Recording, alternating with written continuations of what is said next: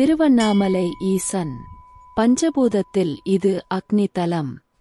சிவனே மலையாக அமைந்திருக்கும் சிறப்புமிக்க தலமாக இது போற்றப்படுகிறது. அர்த்தநாரீஸ்வரர் கோலத்தில் இறைவன் காட்சி தந்த தலம், கார்த்திகை தீப வழிபாடு உருவாக காரணமான மூலதலம், எண்ணற்ற சித்தர்கள் வாழும் பூமியாகவும் திருவண்ணாமலை திகழ்கிறது. பிரம்மா, விஷ்ணு ஆகியோரின் ஆணவம் அழிந்த தலம் என்று பல்வேறு சிறப்புகளைக் கொண்டிருக்கிறது திருவண்ணாமலை. காசியில் இறந்தால் முக்தி, திருவாரூரில் பிறந்தால் முக்தி, சிதம்பரத்தை தரிசித்தால் முக்தி.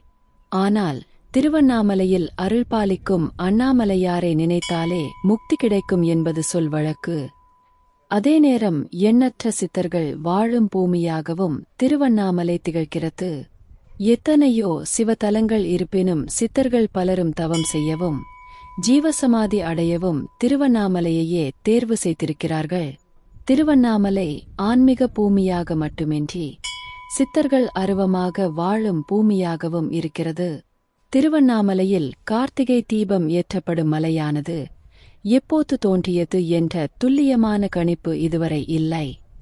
பிரபஞ்சம் தோன்றியதில் இருந்தே இந்த மலை இருப்பதாகவும், இந்த மலை ஒவ்வொரு யுகத்திலும் ஒவ்வொரு விதமாக காட்சி தருவதாகவும் சொல்லப்படுகிறது.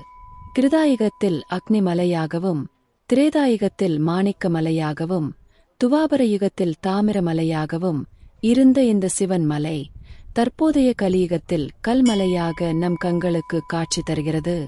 அன்னுதல் என்றால் நெருங்குதல் என்று பொருள். அண்ணாமலை என்பதற்கு நெருங்கவே முடியாத என்ற பொருளை தருகிறது. பிரம்மாவாலும் விஷ்ணுவாலும் சிவனின் அடியையும் முடியையும் நெருங்கவே முடியாததால் அண்ணாமலை என்ற பெயர் பெற்றது. அருணம் என்றால் சிவப்பு நிறத்தில் இருக்கும் நெருப்பு, சலம் என்றால் மலையை குறிக்கும். சிவபெருமான் சிவப்பு நிறத்தில் எரியும் நெருப்பு மலையாக இருப்பதால் சிவபெருமானுக்கு அருணாச்சலேஸ்வரர் என்ற பெயர் வந்தது. திருச்சிற்றம்பலம்.